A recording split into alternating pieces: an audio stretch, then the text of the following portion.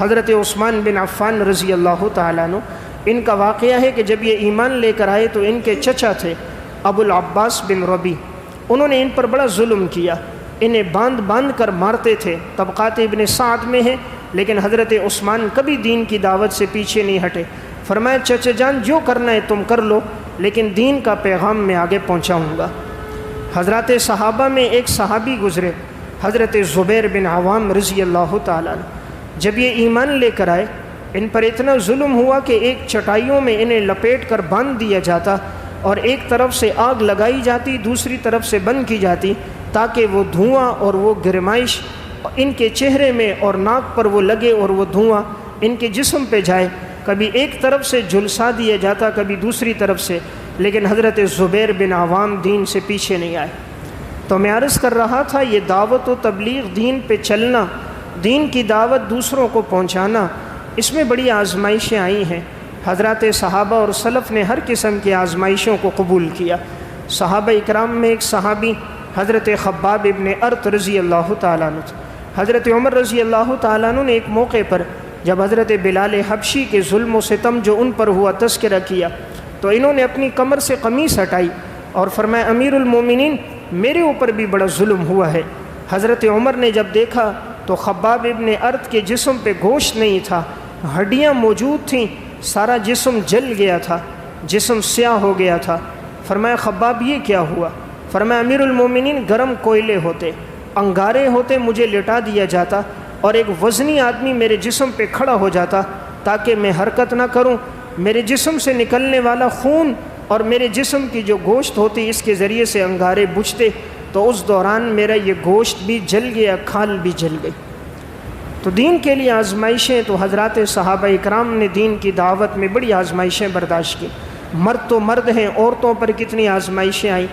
السیرۃ الحلبیہ میں اور سبل الہدی والرشاد میں واقعہ ہے، حضرت زنیرہ رضی اللہ تعالیٰ عنہ جب ایمان لے کر آئیں، ابو جہل بدبخت نے زور سے ان کے سر کے اوپر اپنی ڈھال ماری، وہ اتنے زور سے ماری کہ تھوڑی دیر کے بعد ان کے آنکھوں کی بینائی چلی گئی۔ تو وہ کہنے لگا دیکھ تو نے لات اور منات کو، ہمارے بتوں کو برا بلا کہا تھا، اس لیے ہمارے معبودان نے تیری بینائی کو چھین لیا۔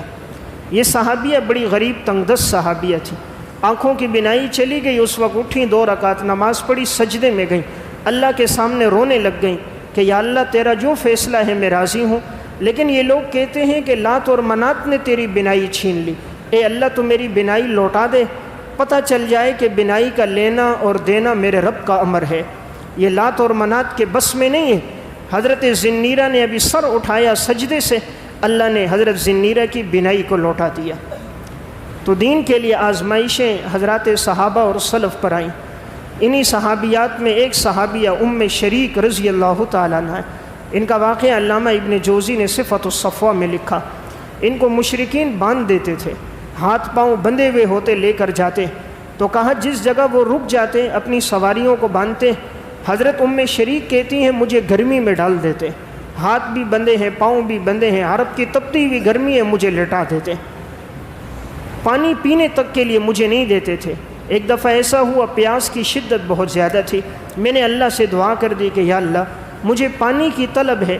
کہا تھوڑی دیر بعد میں نے دیکھا غیبی طور پر کوئی شخص پانی لے کر آیا، پانی کا بھرا ہوا ڈھول تھا، اور مجھے بٹھایا، میرے منہ کے قریب کیا، ہاتھ پاؤں تو بندھے ہیں، ام شریک نے خوب پانی سیر ہو کر پی لیا، اب وہ پانی بچا ہوا کچھ کپڑوں پر بھی گر گیا، پھر ام شریک کہتے ہیں مجھے لٹا دیا گیا۔ اتنے میں مشرکین آئے، آ کر دیکھا ان کے کپڑوں پر پانی ہے، کہا لگتا ہے تو نے اپنے ہاتھ پاؤں کھول دیے تھے، یا تجھے کسی نے کھول دیا تھا، تو نے ہمارے مشکیزوں سے پانی پی لیا۔ اس نے کہا نہ مجھے کسی نے کھولا، نہ میں نے اپنے آپ کو کھولا، اللہ کی طرف سے میرے لیے غیبی مدد تھی، تم اپنے مشکیزوں کو دیکھ لو اسی طرح بھرے ہوئے ہیں۔ اب وہ کافر جب گئے سب نے اپنے مشکیزے کھولے، سب کے مشکیزے پانی کے ساتھ بھرے ہوئے تھے۔ وہ سمجھ گئے واقعی یہ دین برحق ہے کہ اللہ نے اس خاتون کی مدد کی ہے، اللہ تعالیٰ نے ان لوگوں کو ایمان کی توفیق دے دی۔ واقعہ سنانے کا مقصد دین کی دعوت کے سلسلے میں حضرات صحابہ ہوں یا صحابیات ہوں، ان پر بڑی آزمائشیں آئیں۔ غزوہ احد کا معرکہ ہے، ایک صحابیہ ہیں حضرت حمنہ بنت جہش، یہ آپ صلی اللہ علیہ وسلم کی اہلیہ زینب بنت جہش کی ہمشیرہ ہیں۔ ان کا واقعہ السیرۃ النبویہ میں حافظ ابن کثیر نے اور علامہ محمد بن یوسف صالحی نے سبل الہدیٰ میں لکھا۔ غزوہ احد کے معرکے میں آپ صلی اللہ علیہ وسلم کے جب چچا حضرت حمزہ رضی اللہ تعالیٰ عنہ بڑی بے دردی سے شہید ہوئے تو وہ ان کے خالو تھے۔ اس خاتون کو خبر پہنچی حمنہ بنت جہش کو کہ تمہارے خالو شہید کر دیے گئے۔ اس نے کہا انا للہ و انا الیہ راجعون۔ تھوڑی دیر کے بعد خبر پہنچی تمہارے بھائی عبداللہ بن جہش بھی شہید کر دیے گئے۔ خاتون نے پھر پڑھا انا للہ و انا الیہ راجعون۔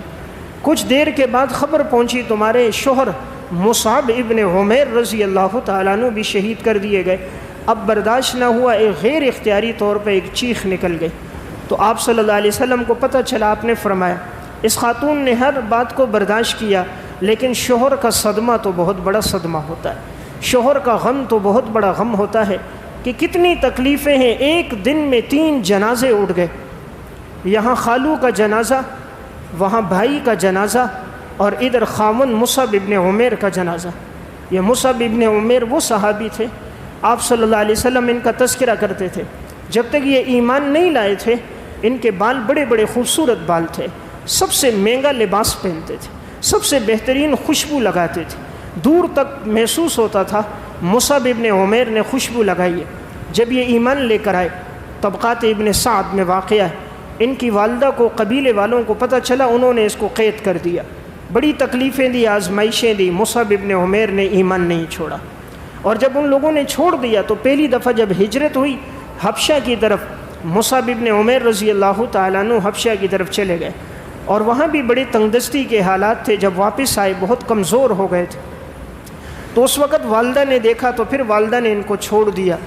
یہی مصعب ابن عمیر جب احد کے اندر شہید ہو گئے اور انہیں جب قبر میں دفنانے لگے ہیں، اور جب صحابہ اکرام کی لاشیں جمع کی گئی ہیں تو صحابہ اکرام کو کفن دیا جا رہا تھا، اتنا کپڑا نہیں ہوتا تھا کہ انہیں کفن دیا جا سکے۔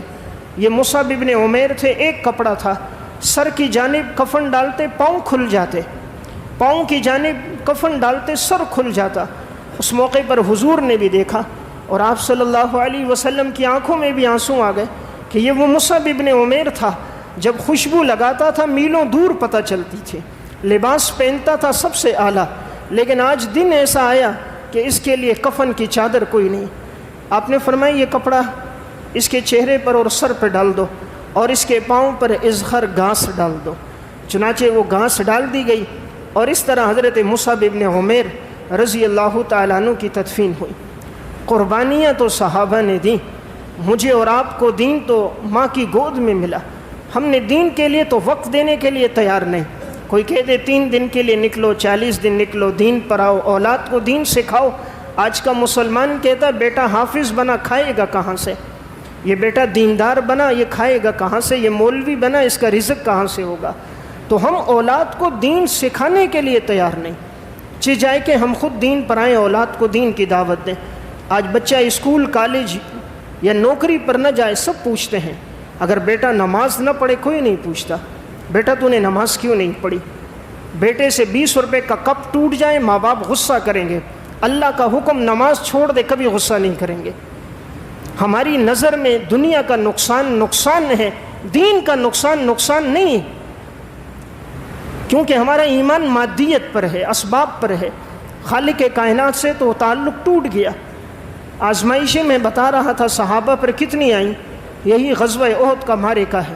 حضرت عمر بن جموع رضی اللہ تعالیٰ عنہ کی بیوی ہیں، ام المومنین حضرت عائشہ فرماتی ہیں احد کے اگلے دن جب میں نکلی تو میں نے دیکھا عمر بن جموع کی گھر والی اونٹنی پر بیٹھی ہے، دائیں طرف بھی کوئی بوجھ لٹک رہا ہے، بائیں طرف بھی کوئی بوجھ لٹک رہا ہے۔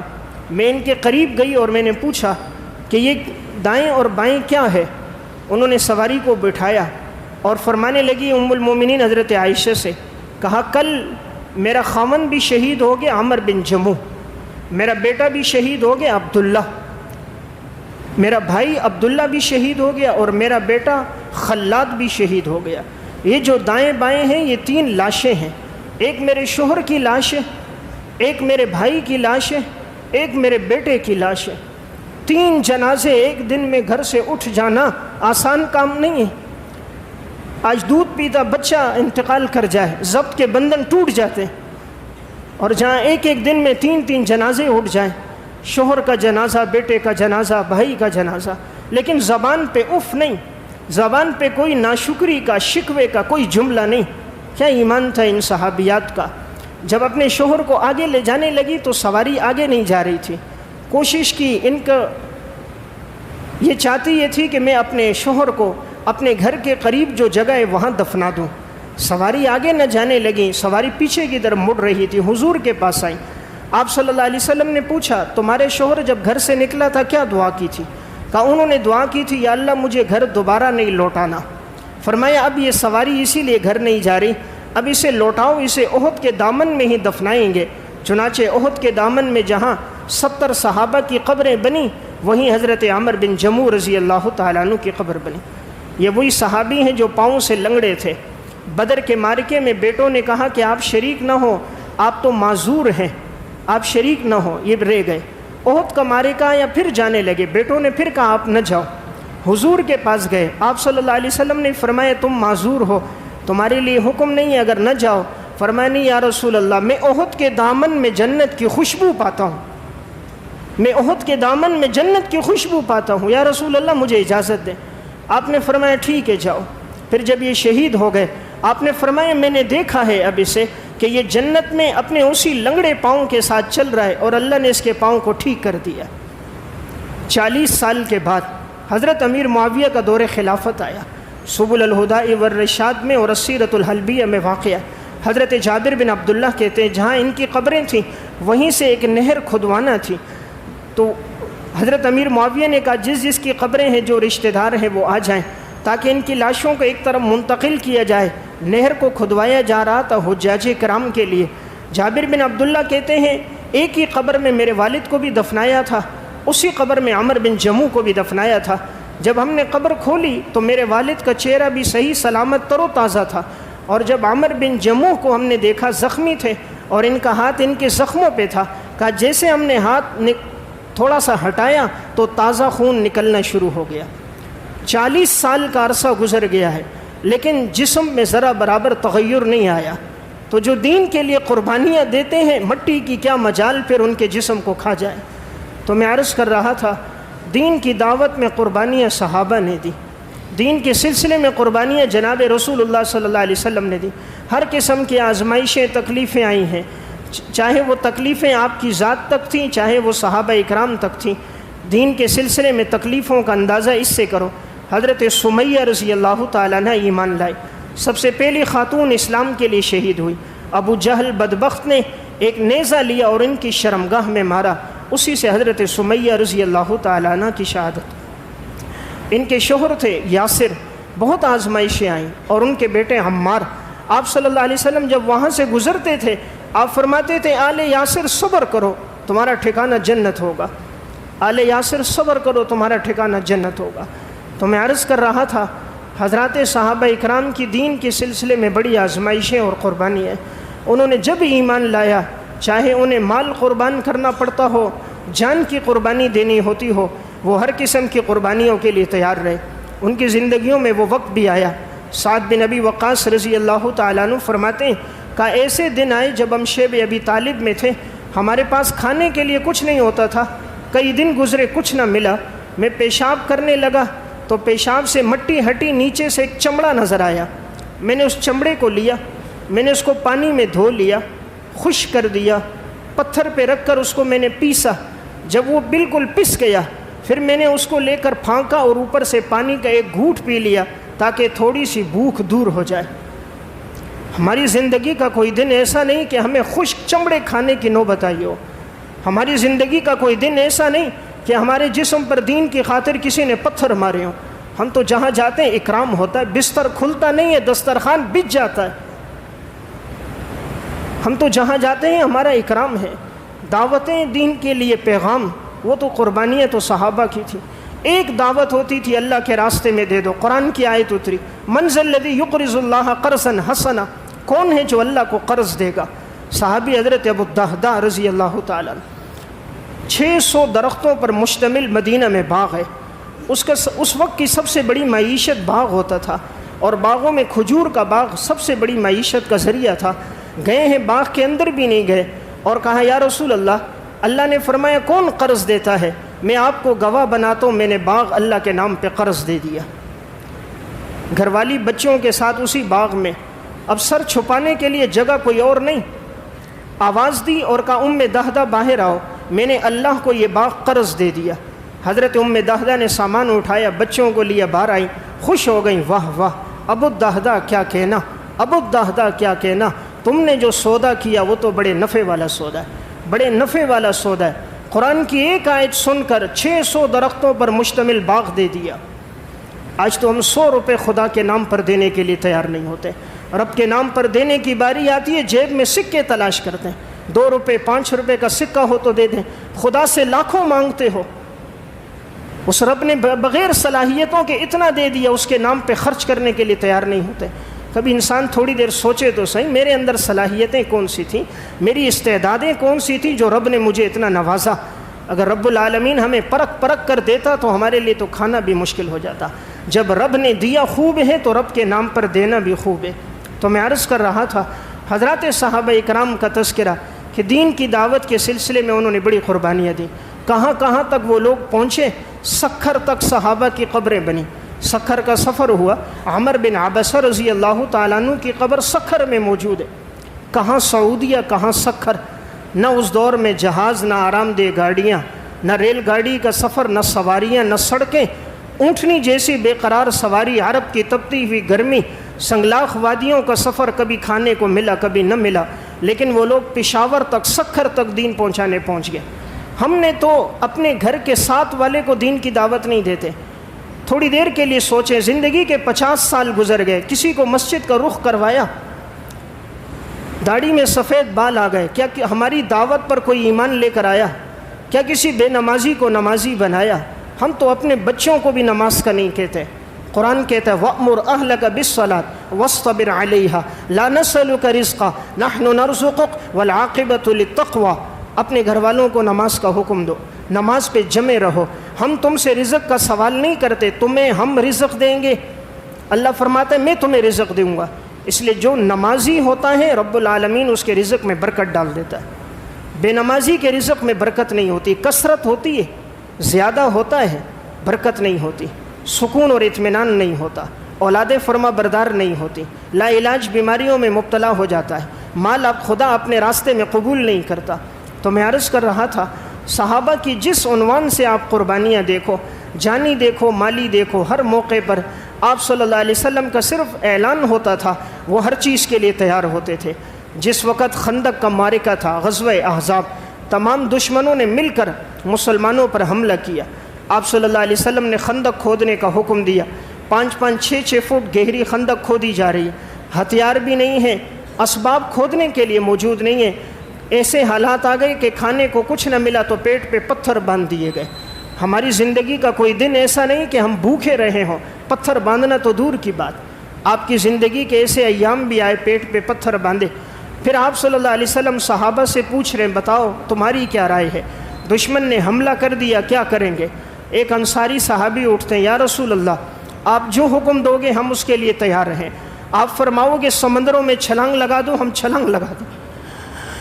آپ فرماؤ گے آگ میں چھلانگ لگا دو، ہم چھلانگ لگا دیں گے. ہم اپنے بچوں کو یتیم کر دیں گے، اپنی بیویوں کو بیوہ کر دیں گے. یا رسول اللہ آپ کا حکم ہوگا ہم سمندر میں گھوڑے ڈال دیں گے. کیا ایمان ہے صحابہ کا! صرف لسان نبوت سے جملہ نکلنے کی دیر ہے.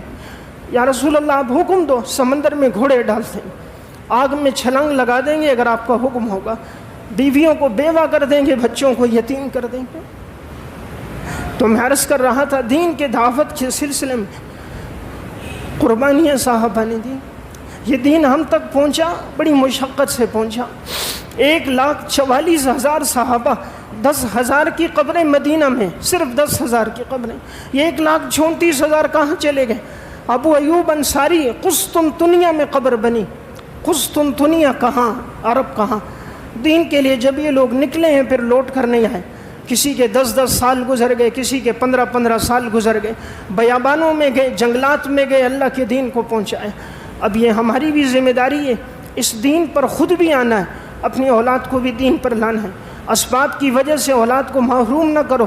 بعض ایسے نادان ہیں، اسی علاقے کا ایک بچہ حفظ کر رہا تھا، 9 سے 12 اس نے حفظ کر دیا، ابھی وہ کام پہ ہے۔ میں نے پوچھا بیٹا کیوں چھوڑ دیا؟ کہا میرے والد نے کہا تھا حافظ بنے گا کہاں سے کھائے گا، مولویوں کی تنخواہ تو 8 سے 10 ہزار ہوتی ہے، نوکری کر، کام سیکھ جا، ہنر سیکھ جائے، بڑی پیسہ بہت دولت آ جائے گی۔ حفظ کرنے والے بچے کو اس نے قرآن سے نکال دیا، صرف اس لیے یہ کہاں سے کھائے گا۔ تھوڑی دیر کے لیے تو سوچ، تجھے جو رزق خدا دے رہے ہیں، ماں کے پیٹ میں 3 اندھیروں میں اللہ نے مجھے اور آپ کو بنایا۔ یخلقکم فی بطون امہاتکم خلقا من بعد خلق فی ظلمات 3 3 اندھیروں میں اللہ نے پیدا کیا۔ یہ سب میرے رب کی عطا ہے۔ آج اللہ دماغ کی نعمت لے لے، پاگل کر دے، کیا کر سکتے ہیں؟ آج خدا فالج کا اٹیک کر دے، حرکت کر کے تو دکھائیں۔ آج ایکسیڈنٹ ہو جائے، معذور ہو جائیں، پھر اپنے سہارے کھڑے ہو کر تو دکھائے۔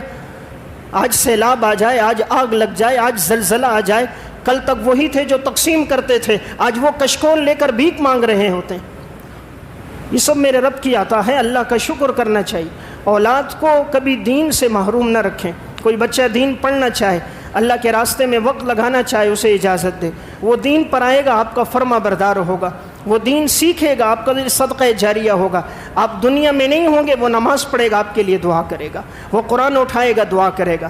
دین پہ نہیں لگایا، وہ صبح و شام موبائل دیکھے گا، اس کی راتیں انٹرنیٹ اور کیبل میں گزریں گی، وہ فحاشی اور یعنی کا دل دادا ہوگا، وہ لٹیرا، ڈکیت، قاتل اور فسادی بنے گا، پھر کسی مجلس میں جانے کے قابل نہیں ہوں گے۔